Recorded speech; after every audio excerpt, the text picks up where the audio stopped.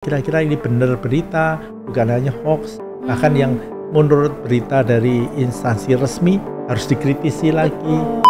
Mungkin mereka tidak menyadari bahwa Generasi muda sekarang banyak yang bertanya mengapa.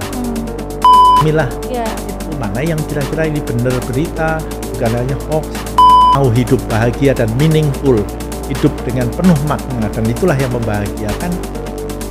Jangan lupakan filsafat, karena filsafat akan mengenali esensi kehidupan Anda, esensi agama Anda, esensi seluruh perilaku Anda, dan apa yang Anda perjuangkan, supaya dengan demikian Anda bisa memaknai hidup Anda dengan lebih baik. Dan di sanalah ada kebahagiaan.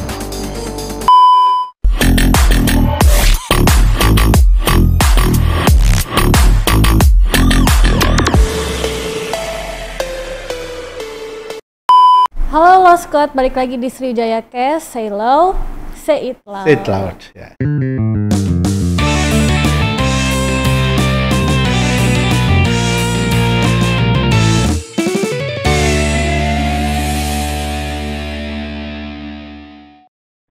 Oke, hari ini kita kedatangan tamu spesial lagi.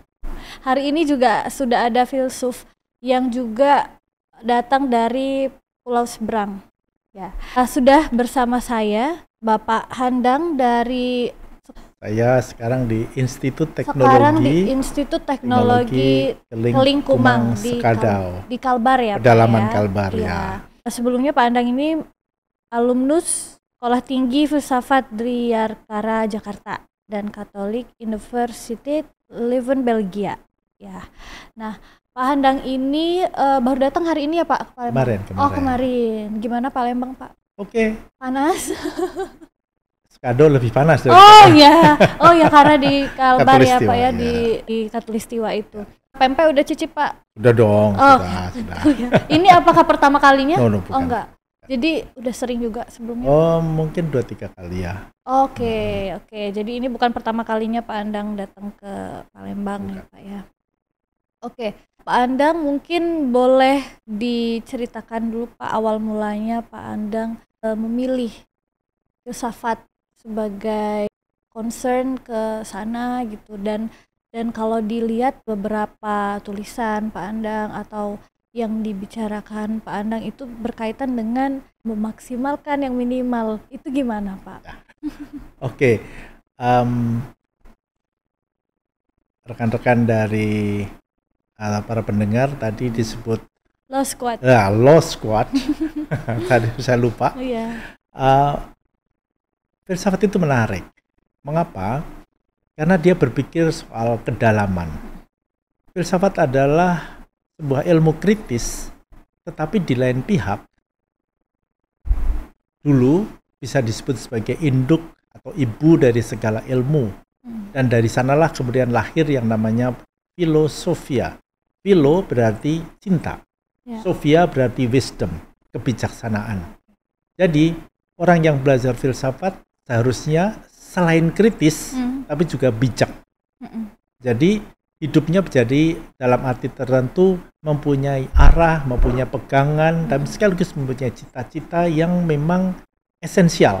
Bukan hanya sekedar dalam bahasa hukum prosedural atau dalam bahasa sosiologi hanya sekedar atribut-atributnya. Demikian juga ketika saya mencoba mendalami filsafat dan kemudian filsafat hukum, memang saya melihat bagaimana dari kacamata filsafat itu hukum adalah sesuatu yang sangat penting bagi manusia, tapi tidak boleh dimutlakkan.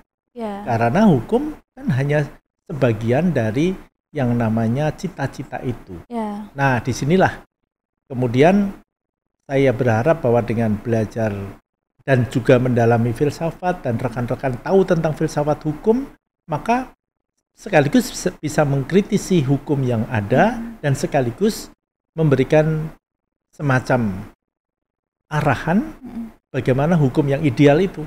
Jadi dia bukan semata-mata mengejar tujuan, tapi tahu arti dan tujuannya sendiri. Betul. Dia banyak melibatkan kepekaan gitu ya Pak ya. Ya karena kepekaannya didasari pada sebuah analisis yang lebih mendalam. Filsafat itu selalu mencari akarnya. Filsafat itu selalu mencari dalam bahasa bahasa yang keren itu ontologinya, apa yang paling mendasar dari filsafat. Lalu dari situ dikembangkan dalam suatu konteks bagaimana cita-cita itu diperjuangkan. Maka kalau tadi Mbak Almira mengatakan bahwa hukum seharusnya memaksimalkan yang minimal, itu karena memang hukum itu adalah sesuatu yang minimal. Hukum itu sekedar seperti kerangka, seperti tulang, atau seperti tembok-tembok yang harus diisi. Nah, kalau tidak diisi, ya hanya sekedar minimal, hanya prosedural, tapi harus diisi dengan sesuatu yang lebih bermakna, tapi terarah. Maka disinilah arti penting para penggiat hukum. Bukan hanya hakim, tapi juga semua elemen masyarakat bisa memberikan makna pada hukum ini sebagai batu pijak bersama, dan di sanalah cita-cita keadilan itu dimaksimalkan. Belum tentu ideal karena tidak ada hukum yang adil. Betul. Gitu. Kira-kira begitu. Ya. Jadi kalau kita lihat dari yang sudah Pak Andang tadi bilang, menurut Pandang, bagaimana filsafat itu sendiri memaksimalkan yang minimal tadi tentang makna untuk menuju cita-cita atau tujuan tadi itu, bahwa mereka itu sudah puas dengan hidupnya untuk menuju tujuan itu tadi. Ya. Yang perlu diingat bahwa hukum itu bukan untuk pribadi demi pribadi, tapi terutama untuk kebersamaan, supaya masing-masing pribadi tadi bisa hidup bersama dengan baik. Ini penting yang harus diingat. Tapi sekaligus bahwa yang baik buat saya, yang baik buat Anda belum tentu sama kan? Tapi kita harus hidup bersama. Maka dengan kata lain, hukum itu adalah kompromi antar kita dan antar sesama manusia. Tapi tentu saja bukan sekedar kompromi, tetapi kompromi yang memang bertujuan dan harus ada isinya. Contohnya, begini. Kalau saya berkompromi dengan Anda, saya mau bekerja untuk Anda. Anda menjadi seorang majikan atau pemilik modal. Saya nggak punya apa-apa. Terus saya mau bekerja untuk Anda, terus Anda mengatakan, ya sudah, saya gaji kamu 20.000 sehari. Kan kompromi nih. Saya mau 20.000 sehari. Tapi kalau dilihat itu hukum. Hukum itu kan. Tapi kalau dilihat, apakah 20.000 sehari cukup untuk hidup? Imbang gitu dengan apa yang sudah dilakukan gitu ya Pak ya. Tapi untuk hidup misalnya, untuk makan, bisa tempat tinggal yang layak, pakaian yang layak. Nggak akan cukup gitu. Nah, cukup apa enggak? Enggak. Nah, justru itu kompromi tadi, itu kan harus ada sesuatu yang lebih dalam, yaitulah yang namanya keadilan. Adil buat saya adalah kalau saya digaji yang dalam bahasa sekarang itu UMR. Tapi UMR apakah adil? Belum tentu. Belum tentu juga. Belum tentu juga kan? Nah justru itu, hukum itu minimal. Hukum itu UMR tadi. Tapi supaya tidak hanya berhenti di sana, itu jadi titik pijak, oke lah. Meskipun tidak adil atau kurang adil lah, bukan tidak adil, tapi kurang adil.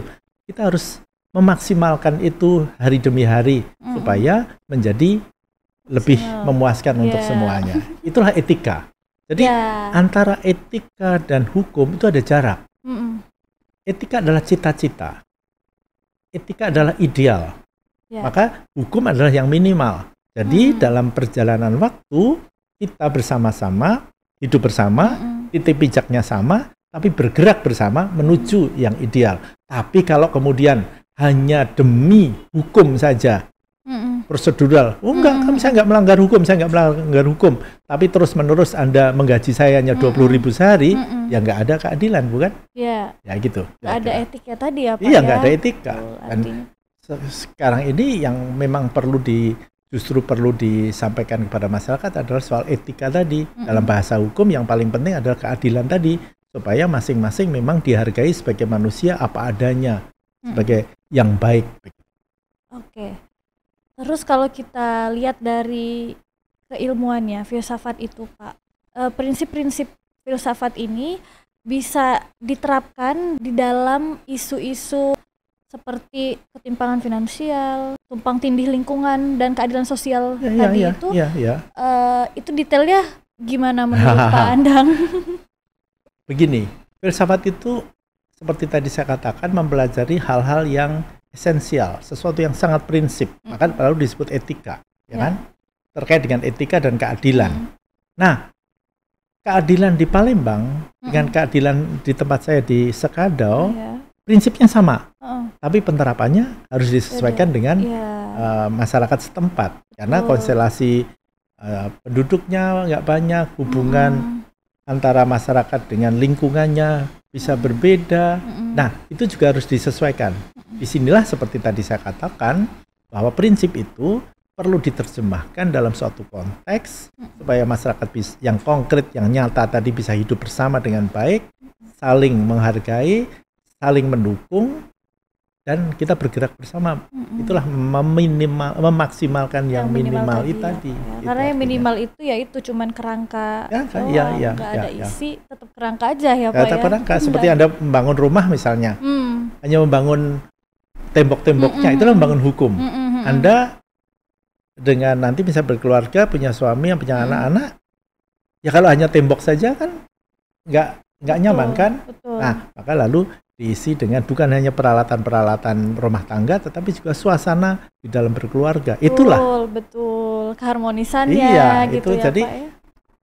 Dalam bahasa tanda petik filsafat keluarga, bukan hanya house tapi home. Nah, gitu. Nah, gitulah.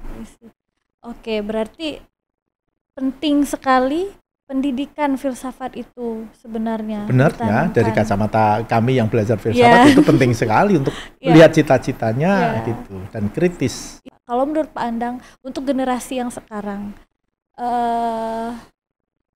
apakah sulit memberikan pendidikan filsafat itu untuk generasi yang sudah ada sekarang, karena ya digitalisasi ya Pak?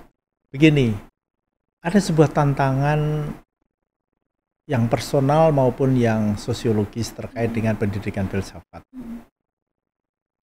Untuk mereka yang berminat ya gampang, ya kan? Seperti orang melatih sepak bola, orang yang sudah suka dan berbakat sepak bola ya gampang kan? Tapi kalau tidak berminat dan tidak mau tahu, susah. Nah, disinilah tadi saya katakan tantangan personalnya adalah yang pertama, generasi muda zaman sekarang kan sudah punya begitu banyak fasilitas, ya kan? Tingkat kesulitan hidup tidak seperti zaman dulu. Betul. Nah, kenyamanan personal itu membuat orang tidak gampang bertanya, ya kan? Padahal filsafat kuncinya adalah bertanya. Dan pertanyaannya bukan hanya sekedar kemana, mau apa, tapi pertanyaan filosofis adalah mengapa. Jadi bukan hanya apa, siapa gitu kan, tapi mengapa, gitu. Mengapa. Nah, apakah generasi muda sekarang banyak yang bertanya mengapa? Susah, jarang yang bertanya. Itulah akibat dari segala macam kenyamanan dari fasilitas-fasilitas yang disediakan di dalam kehidupan orang-orang zaman sekarang. Yang kedua, yang tadi saya katakan tantangan sosiologis adalah yang dalam bahasa filsafat namanya post-truth. Pernah mendengar nggak? Post-truth. Jadi post-truth itu bahasa Indonesianya kebenaran yang dianggap sebagai benar bukan karena memang benar, tapi karena menurut aku, sejauh aku dengar, sejauh aku dipengaruhi, nah jadi lalu dianggap benar. Gitu ya. Jadi seperti tadi Anda katakan, media sosial itu sangat mempengaruhi karena informasinya begitu banyak. Generasi sekarang ini berbeda dengan zaman dulu. Zaman dulu orang itu kan mencari informasi, ya kan? Betul. Mencari informasi. Tapi zaman sekarang dicari informasi, dibanjiri informasi. Kalau tidak cukup kritis, ya semua informasi akan masuk, lalu hanya dipilah-pilah yang menyenangkan, sepotong-sepotong gitu, dan sepotong-potong dan hanya yang menyenangkan, hanya yang mendukung pendapatnya. Itulah post-truth. Jadi ketika orang merasa sudah benar, lalu nggak bertanya lagi. Padahal justru dalam situasi banjirnya informasi zaman sekarang, Harusnya malah banyak. harusnya belajar filsafat Betul. untuk bisa memilah-milah Ya. itu mana yang kira-kira ini benar berita, bukan hanya hoax, bahkan yang menurut berita dari instansi resmi harus dikritisi lagi. Nah, zaman sekarang kan karena banjirnya informasi, orang malah nggak bertanya lagi. Itulah post-truth. Justru harusnya sekarang itu makin digalakan lagi pendidikan filsafat itu. Harusnya. Tetapi tantangan yang lain, yang ketiga adalah ini bukan soal personnya, tapi institusinya, seperti negara atau suatu perguruan tinggi yang hanya melihat hasil dari mahasiswa supaya dapat bekerja praktis, lalu menganggap filsafat itu tidak penting. Sehingga tidak diajarkan di dalam sebuah perguruan tinggi. Anak-anak mahasiswa zaman sekarang mana tahu filsafat. Padahal itu penting sekali, karena orientasi dari perguruan tinggi adalah mencari mahasiswa yang kemudian nanti kuliah di situ dan bisa bekerja pada hal-hal yang praktis. Maka kita tahu bahwa fakultas filsafat di mana-mana sedikit sepi karena tidak ada yang berminat, apalagi kalau sebagai institusi sebuah perguruan tinggi tidak mendorong itu. Iya, betul. Berarti filsafat ini selain penting untuk diajarkan kepada generasi sekarang, mungkin kan generasi yang sekarang mereka tidak menyadari bahwa di sekitar mereka itu sebenarnya itulah sebuah proses dari filsafat tadi gitu, Pak. Sudah saya katakan dari awal tadi, filsafat adalah induk dari segala ilmu. Yang masyarakat yang lama kan ada para penatua. Para penatua itu bukan hanya sekedar penjaga hukum, tapi mereka yang memegang dasar-dasar filsafat dari masyarakat setempat. Jadi pada dasarnya itu hal yang harusnya lumrah di dalam kehidupan sehari-hari dan diperhatikan. Tapi masalahnya seperti tadi, tidak sadar. Sekarang ini kehidupan sudah begitu nyaman, dimudahkan, dimanjakan gitu ya, Pak. Semua taken for granted. Lalu orang-orang tidak bertanya lagi kan? Apakah anak-anak sekarang ini masih bertanya tentang, oh kok ada bulan, kok ada bulan purnama, ada bulan sabit? Gak ada yang bertanya. Memang bisa saja langsung tanya ke Google, kan? Tapi yang bertanya untuk mencari Google pun nggak banyak. Karena sudah nyaman dan diasyikkan dengan segala macam hal-hal yang ada di sekitarnya. Ditanyakan, kalau di Google pun sebenarnya masih mending dalam tanda kutip bisa membaca, kemudian tahu gitu. Tapi kalau misalnya tanyanya ke artificial intelligence, lebih besar daripada Google gitu kan. Jadi artinya dia menerima hanya data. Gitu. Jadi bukan pencarian dirinya sendiri. Betul, mengapanya itu bukan karena keingintahuan dari dirinya sendiri kayak kata Pak Andang tadi. Bukan mau mencari makna, hanya mencari pengertian gitu aja ya Pak ya. Oke, mungkin Pak pesan yang bisa disampaikan oleh Pak Andang kepada generasi sekarang ini dan mungkin masyarakat pada umumnya terkait memaksimalkan yang minimal tadi, itu intinya bagaimana sebelum kita mengakhiri episode kali ini itu biar teman-teman Law Squad semakin sadar dan ingin mempelajari lagi terkait pentingnya filsafat itu. Baik, terima kasih rekan-rekan Law Squad. Terima kasih untuk kesempatan ini. Ada dua hal yang saya kira penting diperhatikan dari pembicaraan kali ini. Yang pertama, ketika tadi Mbak Almira menekankan soal memaksimalkan yang minimal, itu terkait dengan hukum. Oke. Hukum yang sudah ada sekarang ini mari kita hormati. Tapi tidak tanpa sikap kritis. Kita hormati sebagai kompromi dari kepentingan bersama kita, termasuk hubungan kita dengan negara, dengan masyarakat. Sejelek-jeleknya hukum tetap layak kita hormati. Tapi tentu saja kita berusaha dengan sikap kritis, tapi juga dengan partisipasi kita bisa melihat yang esensi dari hukum itu, tapi kita tingkatkan. Yang paling sederhana seperti tadi, kita mempunyai asisten rumah tangga, digaji hanya 500.000 sebulan. Kompromi kan? Adil kan? Belum.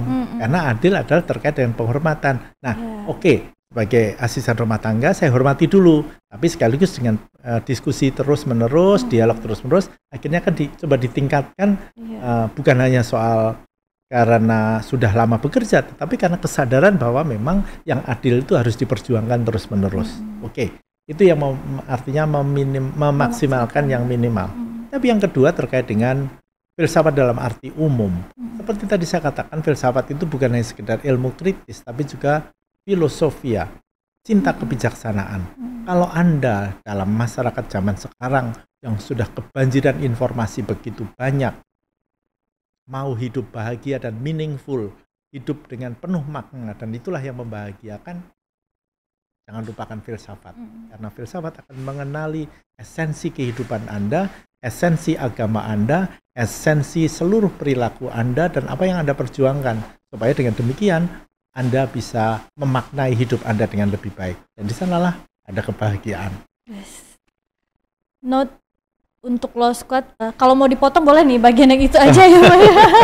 Buat diviralkan itu sangat diperbolehkan gitu.